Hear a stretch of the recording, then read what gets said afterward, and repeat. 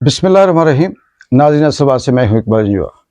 नाज़रीन, पाकिस्तान के अंदर की जो निज़ाम है, जिसे हम कई सालों से कई दहाइयों से कहते हैं कि ठीक नहीं है, अगर इसकी बात करें तो इसमें कोई शक नहीं है कि पाकिस्तान करप्शन के अंदर, दो नंबरी के अंदर, या पाकिस्तान के अंदर जो झूठ, फराड, फ़रेब आम आदमी में, आम ऑफिसेज़ में या एक नॉर्मल जो इदारा होता है उसकी हद तक तो ये नंबर 1 है। लेकिन यहाँ पर बदकिस्मती ये है कि पाकिस्तान का जो निज़ाम है, जो स्टेक होल्डर्स हैं, वो जो इदारे हैं, पिलर हैं इस मुल्क के, किसी भी मुल्क के अंदर जो पिलर्स होते हैं, वो मुल्क की सलामती के लिए, उसकी मैशियत के लिए, उसके आगे तरक्की के लिए जिनका अहम किरदार होता है, जो स्टेक होल्डर होते हैं, उनके अंदर झूठ किस हद तक है, इससे आप अंदाज़ा कर सकते हैं कि पाकिस्तान का अगर उस लेवल का शख्स, उस लेवल का इदारा अगर झूठ बोलता है, तो फिर आम आदमी के ऊपर इल्ज़ाम देना या उसे किसी किस्म का बुरा कहना फिर मेरे ख़्याल में बेईमानी हो जाता है।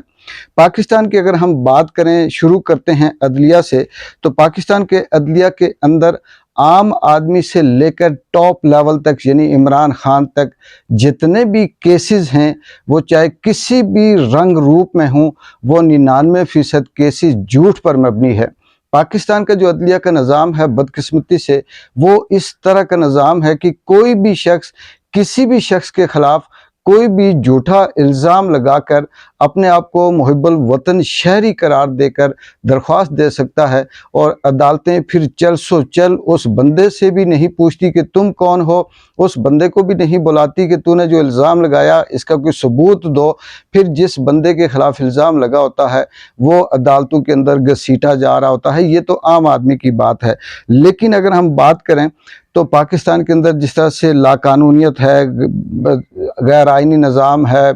जमहूरियत की पड़खच्चे उड़ रहे हैं, इंसानी हुकूक की यहाँ पर किसी किस्म की कोई ऐसी कोई सुराग नहीं मिलता। तो इसके साथ साथ ये जो केसेस हैं, जो अदलिया है जिसका काम इंसाफ देना है, इस पे हम जब बात करते हैं तो पता चलता है कि झूठ है। अब ये वो झूठ जितने भी मैं आगे आपको बताऊंगा वो अदलिया के हवाले से भी हैं, सियासत के अंदर भी हैं, ब्यूरोक्रेट्स के अंदर भी हैं, मीडिया के अंदर भी हैं। तो इसका मतलब ये होगा कि ये वो केसेस हैं जिनका किसी को सबूत नहीं मिला, बस 6 महीने साल चलने के बाद खुद ही कहीं ना कहीं से ज़मानत हो गई और फिर वो इधर उधर होकर ख़त्म हो गया। आज तक ऐसा नहीं पता चला कि जो दरख्वास्तें देने वाला है वो कौन है और उससे सज़ा हुई हो कि तूने ये झूठी दरख्वास्त क्यों दी, किसी की ज़िंदगी बर्बाद क्यों की। इमरान खान पर जो इद्दत का केस है, मैं तफसील से नहीं जाता, इसकी अगर बुनियाद देखें तो ये झूठ पर है। इमरान खान के ऊपर तोशा खाने के जितने भी केसेस हैं, इनकी हकीकत देखें तो ये बिल्कुल झूठ पर मबनी हैं। अल कादर ट्रस्ट केस देखें तो झूठ पर है, साइफर केस देखें तो झूठ पर है। इमरान खान के ऊपर दहशत गर्दी के केसेस हैं, कत्ल के केसेस हैं, इसी तरह से मुल्क दुश्मनी के, दहशत गर्दी के, गद्दारी के, रा के एजेंट के, ये सब केसेस जो इमरान खान पर बनाए गए हैं, जो 200 से प्लस केसेस हैं, एक केस भी ऐसा नहीं है जो सच हो, जो साबित हो, जिससे ये पता चले कि इमरान खान वाकई मुजरिम है। चाहे उसके ऊपर करप्शन का इल्ज़ाम लगे, बददयानती का लगे, बदउनवानी का लगे, या मुल्क के अंदर फसाद फैलाने का लगे। इसी तरह से जो सैकड़ों नहीं बल्कि हज़ारों ऐसे पाकिस्तान तहरीक इंसाफ के मर्द व ख़वातीन वो बंद हैं, गिरफ़्तार हैं, अगवा हैं, उठाए गए हैं। किसी का ताल्लुक़ सोशल मीडिया से है, किसी का ताल्लुक़ झंडा उठाने से है, किसी का ताल्लुक़ सिर्फ रैली के अंदर शामिल होने से है, और बहुत से ऐसे हैं जिनका ताल्लुक़ वहाँ से गुज़रने से है, चाहे उसके अंदर वो 9 मई हो या कुछ भी हो। इसमें ये भी मैं भूल गया कि 9 मई के ऊपर भी जितने ये इल्ज़ामात और केसेस लगाए गए, एक सबूत भी आज तक हुकूमत नहीं दे सकी, ना वो सीसीटीवी कैमरे से सबूत दे सकी और ना कोई ऐसी रिकॉर्डिंग एविडेंस दे सकी जिससे ये ज़ाहिर हो कि ये सब प्लान पाकिस्तान तहरीक इंसाफ ने किया था। और वो हज़ारों कारकुनों पर जो केसेस हैं अगवा के, मार दाड़ के, उठाने के, ये सब के सब दुश्मनी, बुग़्ज़, नफ़रत की बुनियाद पर हैं। एक केस भी ऐसा नहीं है जिससे ये कहा जा सके कि ये सच्चाई की बुनियाद पर है। इसी तरह से आगे चलते हैं हम, अगर पाकिस्तान से बाहर जो साफ़ी या वीलॉगर या वो पाकिस्तानी हैं जो किसी भी हवाले से सोशल एक्टिविस्ट हैं, सियासी एक्टिविस्ट हैं, वो कहीं ना कहीं से अपनी बात को करते हैं ट्वीट के हवाले से या वीलॉग के हवाले से। इसमें साबर शाकिर हो गया, मोहित पीरज़ादा हो गया, वजाद सईद हो गया, शहबाज गिल हो गया, इसी तरह से शाहीन सबाई हो गए, या दीगर जितने भी इस तरह के जो अपने अपने बात करते हैं किसी न किसी हवाले से, इनके ऊपर गद्दारी के, दुश्मनी के, नफ़रत के केस बनाए गए। इनके ऊपर अजीब व गरीब के जी ये बैठा अमेरिका में है और इसने बगावत पाकिस्तान में पैदा कर दी, बैठा वहाँ पर है और यहाँ पर इसने दुश्मनी पैदा कर दी। दरख्वास्त देने वाला लिखता है कि मैं मुहिब्बुल वतन हूँ, दरख्वास्त देने वाला लिखता है कि मैंने देखा कि लोग सारे जत्था बनाकर इनको सुन रहे थे। इसी तरह से इमरान खान के हवाले से कि जी एक साफ़ी जेल में गया और वो आके बताता है जी कि मैंने देखा कि वहाँ पर इमरान सियासी लोगों से मुल्क के तोड़ने की बात कर रहा था, मैंने ये देखा कि जी सुना कि वहाँ पर साजिश हो रही थी मुल्क के ख़िलाफ़। ये अजीब व गरीब किस्म की जो दरख्वास्तें देकर केस बनाए जाते हैं, एक भी ऐसा केस सच नहीं है, क्योंकि न छठी हिस्स मानती है, न दिल मानता है, और ना ये कहीं ना कहीं से बातें हज़म होती हैं। सिर्फ तंग करने के लिए, नफ़रत के लिए, दुश्मनी के लिए जितने भी ख़वातीन हैं, मर्द हैं, साफ़ी हैं, कारकुन हैं, सियासी एक्टिविस्ट हैं, इन सब के ऊपर ये केसेस झूठ की बुनियाद पर हैं।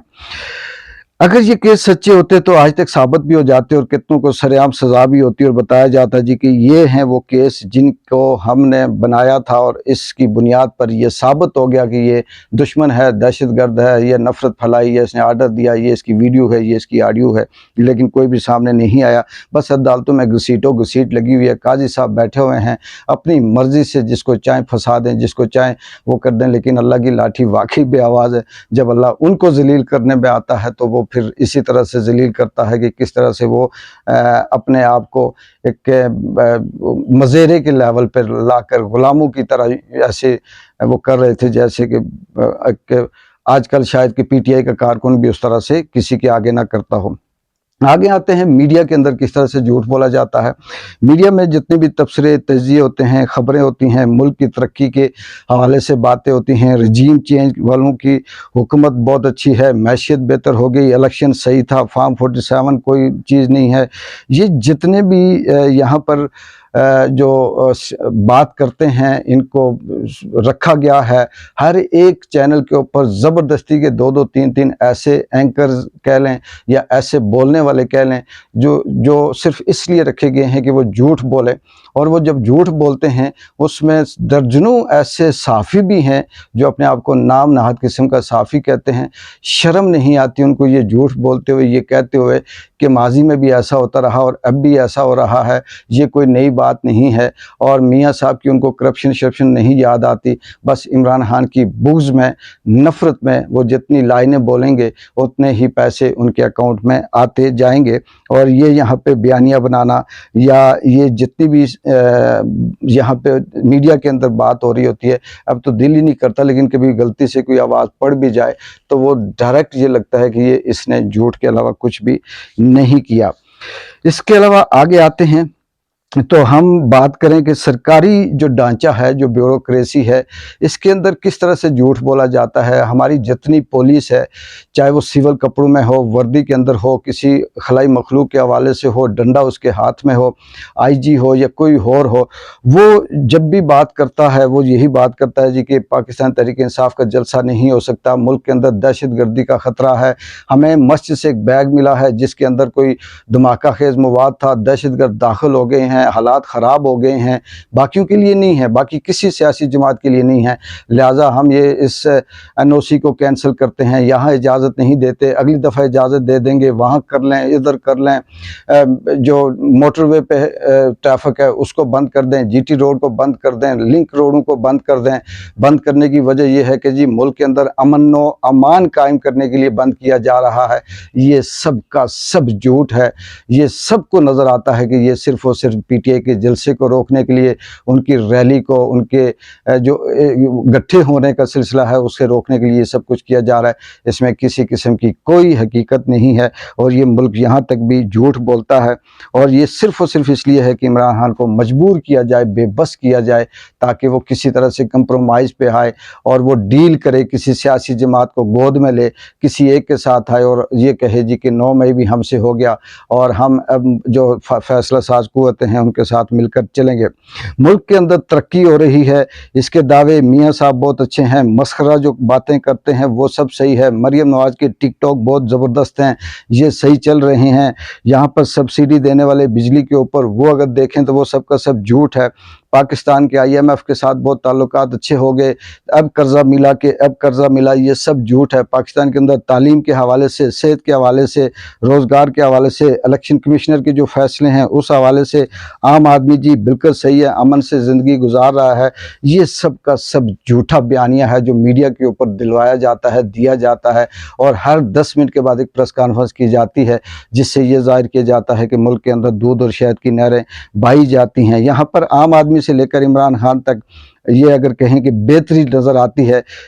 और मुल्क से लेकर एक आम आदमी से लेकर मुल्क तक तरक्की है, ये सब झूठ ही झूठ है। नाज़रीन, जिस मुल्क के अंदर जुल्म, नाइंसाफ़ी, बदगुनवानी, बुग़्ज़, दुश्मनी सब कुछ झूठ पर खड़ा हो और जो मुल्क झूठ पर चलाया जा रहा हो तो फिर उसका अंजाम क्या होगा, ये इस पे फैसला करने के लिए कोई मुश्किल नहीं है। झूठ का अंजाम यही होता है, तबाही, बर्बादी, बदनामी, नाकामी और फिर आखिर में जग हसाई। और झूठ होता है वो कामयाब नहीं हो सकता, कायम नहीं हो सकता। मैं बार बार एक एग्जांपल देता रहता हूँ कि आप किसी मरीज़ को, किसी भूखे को ये झूठ बोलें कि अभी रोटी आई है तुम्हें मिलेगी, अभी रोटी आई है, अभी ये आई है, वो एक हद तक उस रोटी के इंतज़ार में भूखा ज़िंदा रह सकता है, एक हद तक उसकी सांसें चल सकती हैं, लेकिन जब उसकी लिमिट क्रॉस कर जाएगी, रोटी नहीं आएगी, तो उस भूखे के